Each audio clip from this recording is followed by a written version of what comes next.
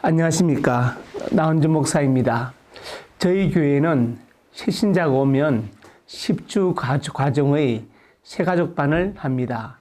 먼저 6주 과정으로 행복한 삶을 위하여가 있고, 그 다음에 4주 과정으로 이단 사회비에 대한 개론적인 부분을 가르치는 또 과정이 있습니다. 이렇게 10주 과정을 마치면 새신자로 등록을 합니다.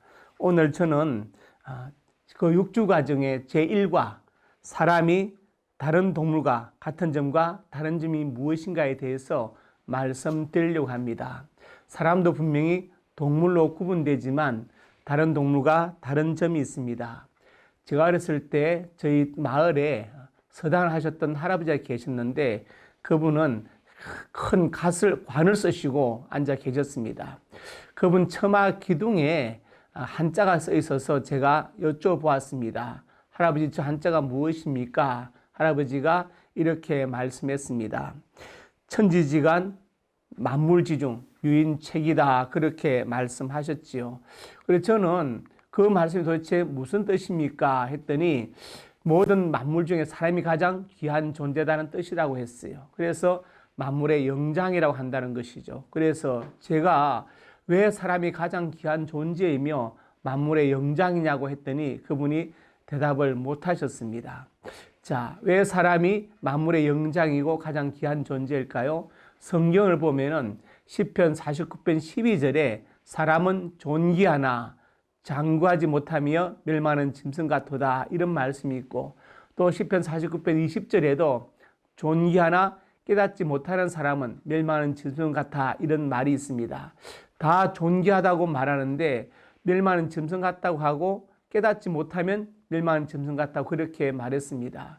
먼저 생각해 볼 수 있는 것이, 과연 사람이 존귀한 것은 왜 존귀할까요? 다른 동물보다 지능이 높아서 그렇습니까? 아니면 이성이 있어서 그렇습니까? 아니면 사람으로서 무엇을 깨달아야 한다고 성경은 말씀하고 있는 것일까요? 그것을 살펴보려고 합니다. 먼저 요한 3서 1장 1절에서 2절에 보면 사도 요한이 가이오에게 편지를 썼습니다. 거기 보니까 2절에 사랑하는 자여 내 영혼이 잘됨같이 내가 범사에 잘되고 강건하기를 내가 간구한다, 이렇게 말했습니다.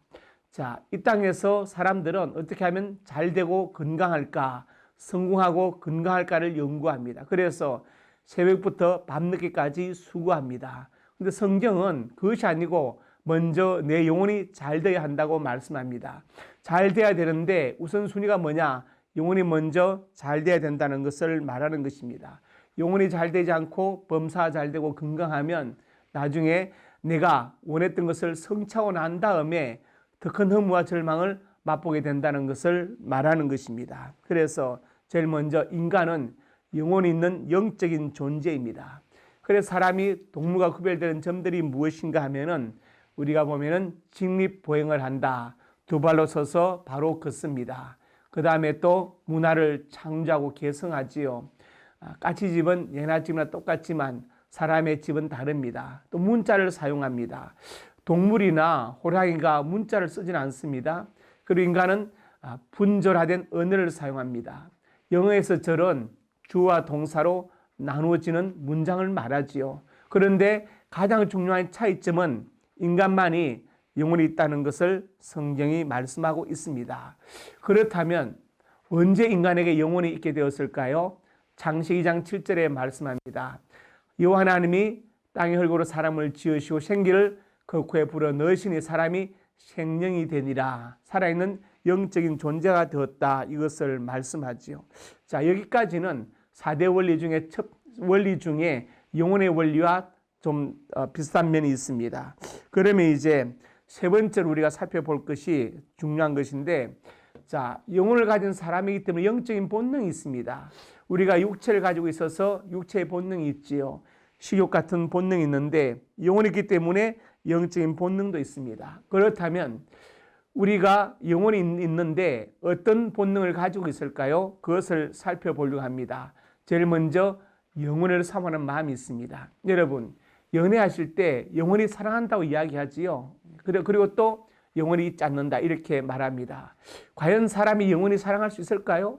영원히 잊지 않을 수 있습니까? 아닙니다. 우리가 수천억 년을 살아도 영원이라는 시간에 비하면 한 점에 지나지 않습니다. 그만큼 영원이란 것은 우리 인간이 상상할 수 없는 시간을 말하는 것입니다. 본래 인간은 유한한 존재입니다. 그래서 유한한 존재는 필멸의 유한성이죠. 그런데 인간이 그 필멸의 유한성을 가진 인간이 불멸의 초월성을 지향하는 것이 바로 영혼을 사모하는 마음입니다. 그런데 성경에 전도서 3장 11절에 사람들에게는 영혼을 사모하는 마음을 주셨다고 기록했어요. 그러니까 우리가 유한한 인간이 영혼을 걸어서 맹시하고 이야기하는 것은 하나님께서 영혼을 사모하는 마음을 주셨기 때문에 우리가 영혼에 대해서 이야기하는 것입니다. 그렇습니다. 왜냐하면 인간의 육체는 흙에서 와서 흙으로 돌아가고 금방 소멸하지만 우리 영혼은 하나님께로부터 왔기 때문에 죽거나 소멸한 존재가 아닙니다. 영혼은 영원하기 때문에 우리 마음속에 하나님께서 영혼을 사모하는 영혼의 본능을 주신 것입니다. 그 다음으로 종교 본능이 있습니다. 종교 본능. 사도행전 17장 22절에 바울이 아레오파고 가운데 서서 말하되 아덴 사람들아 너희를 보니 범사에 종교심이 많도다 이렇게 말씀했습니다. 아레오파고는 지금 그리스 아테네에 있는 바위 언덕입니다. 제가 가보니까 그 언덕 위에 서서 보니까 그 위에 파르테논 신전이 있었습니다.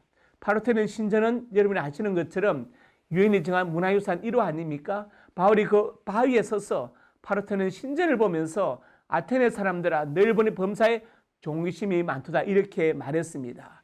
자, 그 당시 아테네 사람들이 많은 신상을 만들어 놓고 알지 못하는 신에게라고 하는 신상도 만들었습니다. 왜냐? 우리가 혹시 알지 못하고 있는 신이 있는데 그 신에 벌을 주면 안 되니까 알지 못하는 신에게라고 새긴 신상도 있었다는 것입니다. 여기서 우리는 종교 본능을 볼 수 있습니다. 여러분, 아무리 똑똑한 짐승도 제사를 하거나 기도를 하거나 예배를 드리거나 구슬하는 그런 행위는 없습니다. 그렇지만 아무리 미개한 사람이라 할지라도 옛날에 식인종이라 할지라도 반드시 거기는 종교 행위가 있습니다. 기도하고 구슬하고 예배를 드리고 제사를 드리죠. 이것이 바로 우리 인간에게 있는 종교 본능입니다. 그래서 우리에게 영혼이 있기 때문에 영혼의 두 가지 본능이 있는데 하나는 영혼을 사모하는 마음이 있고 또 하나는 종교 본능이 있습니다. 우리가 이것을 꼭 기억할 수 있어야 됩니다.